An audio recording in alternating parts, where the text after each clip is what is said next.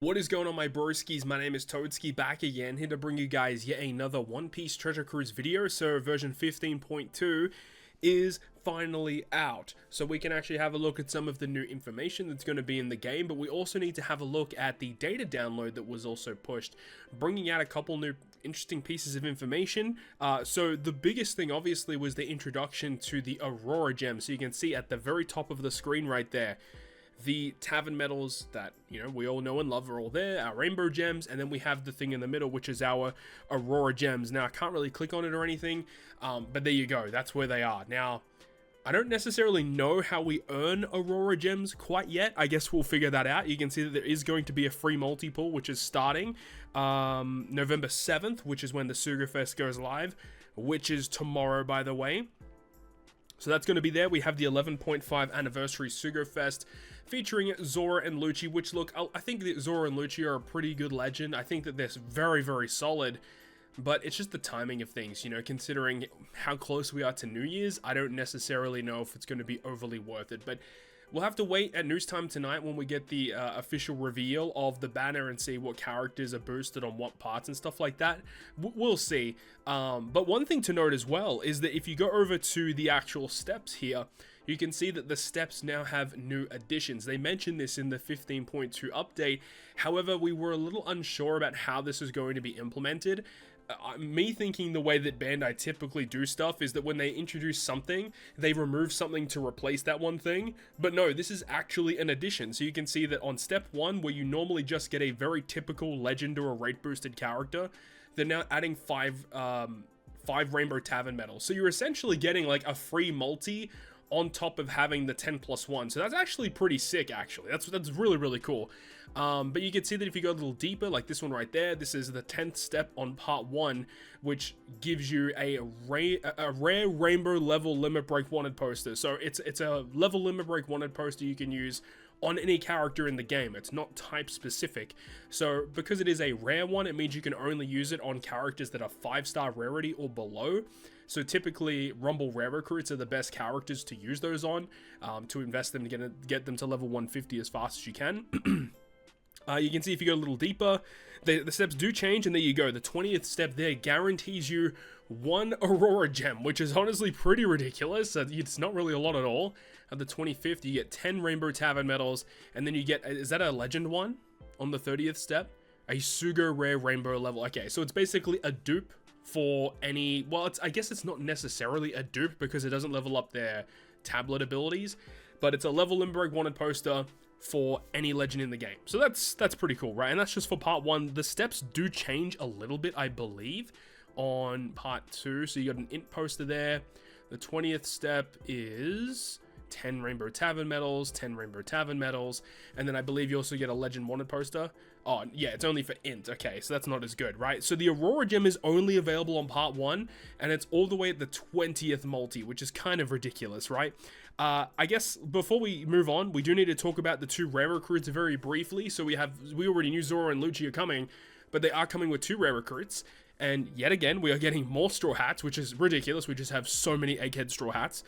We have a new Jinbei who is going to be Free Spirit and Cerebral, so that the rare recruits actually work with both Zoro and Luchi.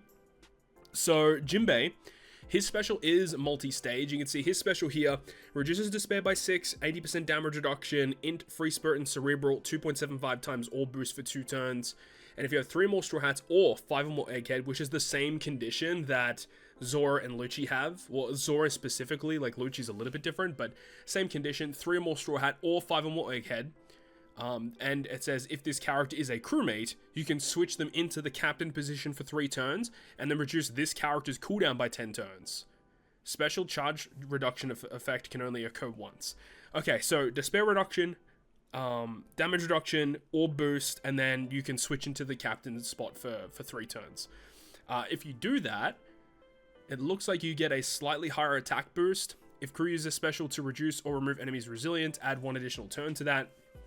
I suppose that's kind of interesting, because then you have a look at the special, which actually makes a lot of sense, because when you switch him into the captain position, it reduces his cooldown by 10 turns, which allows you to use his stage 1 special, and the stage 1 special gives you resilience removal, and then changes left column slots including block into tandem, doubles Int, Free Spirit, and Cerebral slot effects, which you already have a slot effect if you activate the Stage 2 special. And then if you have the condition fulfilled, which you would have at this point, you can remove captain switching effects. Seems pretty decent, I think, if you can get it to work properly. You know, you could probably find yourself in a weird situation where you actually only want Stage 1 to remove a captain switch that the enemy may have done to you. That could be kind of interesting, I think. But overall, I think like Jinbei is like just a perfectly okay rare recruit, you know, like nothing like too outlandish, but he just seems relatively solid.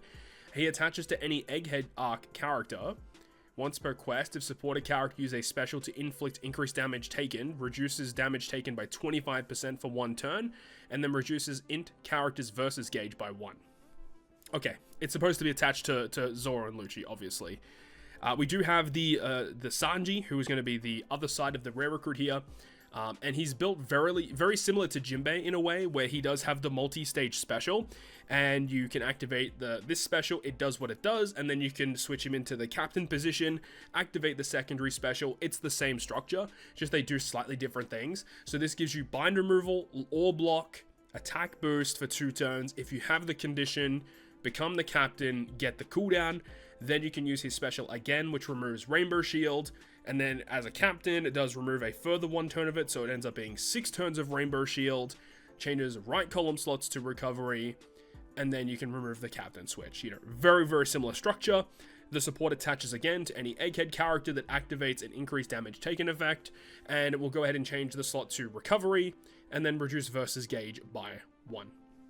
And that's that. There you go. That is Zoro and Jinbei rare recruits. Extremely forgettable rare recruits. I don't see them being, you know, super useful moving forward, but it is what it is. So that's that. Now there is something else we need to talk about here. So in terms of the structure of this Sugo Fest right here, this one right here. So Aurora gems are debuting into the game. Currently, we only know of one way to get them, which is via the step on part 1 of the Zoro versus Luchi banner. However, they may introduce more of these Aurora gems either in quests or Chopper Man missions, or what they could do is put them in gem packs, which I wouldn't be shocked if they did that. Either way, you can see on the bottom left hand side of the screen, it mentions there, in order to do a multi, you need 10 Aurora gems, and then 10 Aurora gems gives you the multi of 10 plus 1.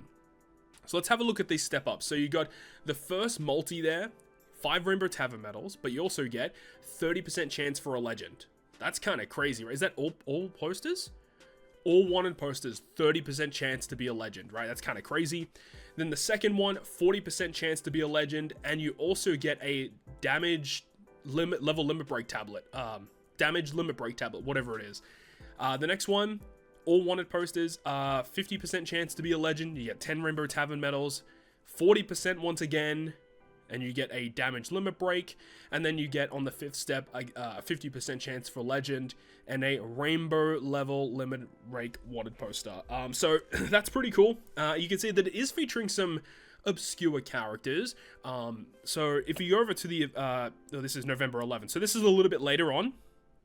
Because actually, now that I think about it, November 11th is actually the official date of Treasure Cruise's half anniversary. It's always the 11th / the 12th. So maybe they're doing something special. Maybe they'll give everyone some Aurora gems when this comes out. We'll see. But the characters they're featuring here, I actually don't own any of the characters that are recommended here. I don't have the Bonnie. I don't have the Sabo. I don't have the Weevil. This is one I would love to own. He makes quick teams so much better. And then you've also got Figureland Garling. This is another character that I really want to get. I think he's pretty cool. And I don't have Garp, and I think he's also a really solid character too. I would love to own just about all these units. I don't care about the Bonnie or the Sabo, but these 3, I really would love to get these 3. Of course, this is all we know that are on here. We'll have to wait and see once they officially reveal it. I want to have a look at right there at the top. Last wanted poster is a limited pull Sugo Fest exclusive character. That's already cracked. And 3 times Sugo medals. I completely missed past that as well. So that's kind of wild. So you do get a lot of Sugo medals by doing this. And of course, it only is using Aurora gems. It is hard to get the Aurora gems, so it is what it is. We just have to wait and see. The way that I see this, though, is that, you know, you just stock up on these Aurora gems, and hey, if you end up getting enough of these Aurora gems, you can go ahead and spend them. As long as they don't lock new units behind this, I don't care as much. You know what I mean? I just don't think it's that big of a deal. Unless if they start locking new units, then we're going to have a problem, right? So anyways, that's all the stuff that we have in terms of the tavern updates in 15.2. This is something that is kind of interesting as well with the after the 15.2 maintenance. They mentioned that characters are going to be receiving some character tags. It says affected changes: anything from the Treasure Bazaar, Kizuna Shop, Ticket Exchange, Rumble Shop, and Metal Exchange. So I think that this is a nice step forward. I would say it's not perfect, but this is the first update we have had for character tags, pretty much introducing like for older characters to get their tags since they debuted in April, which is bizarre. Like, the fact that we still hadn't had any update to the tags was actually criminal. So I am glad to see that they have given a lot of these free-to-play units will have tags now, which is really, really good, especially for free-to-play players that are more into using these types of units. So very thankful that they've done that. It's not perfect. There is more to go, but you know, baby steps, right? Baby steps. Now, the last thing that I want to talk about is something that a lot of people are kind of concerned about, which is the update to Limit Break in regards to Pirate Rumble. So let's just pull up like a random unit. Let's go with S-Hawk to start things off, because S-Hawk is a relatively popular character. So if you go over to his Limit Break, I don't have him expanded or anything. I probably should. If you go over here, you can see that on the bottom left-hand side of the screen, there is a new button. When you click that, it will show you all of the buffs that you will receive if you choose to Rumble Limit Break him. Now, in order to perform Rumble Limit Break, the character does need to be at level 120, which is pretty rough, but also understandable.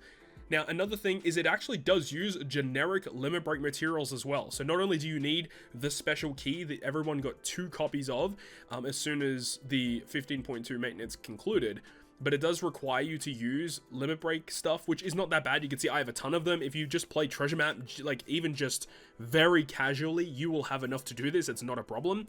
And then have a look at some of the buffs that you can receive from this. Like, remember, this is just a Rumble legend. We're going to look at some other characters in just a moment. But the fact that you know, in terms of the materials, like the fact that these keys are going to be so rare, you have to be very cautious in terms of which characters you select for Rumble Limit Break. But you can see that you get 40% HP, which is a humongous buff. Like, 40% is crazy, dude. Rumble attack up by 25%. Like, S-Hawk already does so much damage, and you're going to buff it by 25%. What are we talking about? Now, recovery isn't that big of a deal. Defense could be, to be honest. It's only a 15% upgrade for him. Speed increase could also be kind of a big deal, because this character has more HP, more attack, and more speed, so they're going to be bumped up the order. They're going to perform their attacks much faster than they normally would. And the other thing, minus 10% special CT. Now, some people may think, like, when you really think about it, like, what's his CT right now? So it's 28, right? 10% of that is, what, 2.8?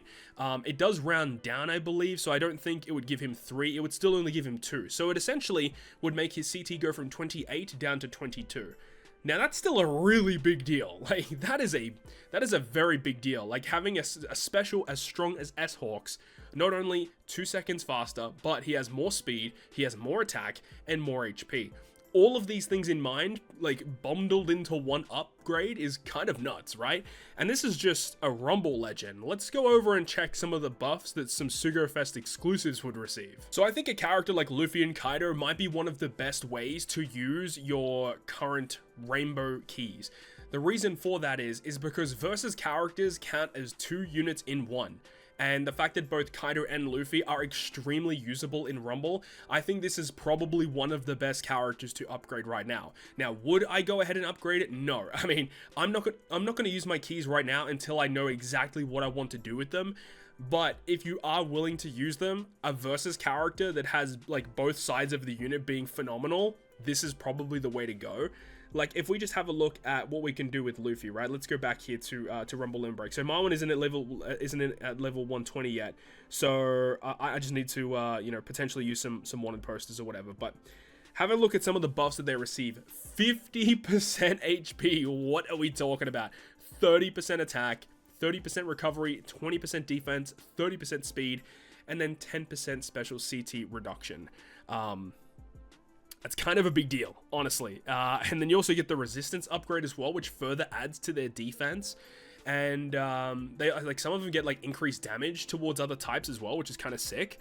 But like, if you have a look at some of these stats, now look, my Luffy here isn't even at 120 in order to get the buffs, but if you're imagining like a 50% HP boost, I believe at like 120 with an HP boost, I think I saw something like over 20,000 HP, like nearly 7,000 attack or some stupid stuff like that.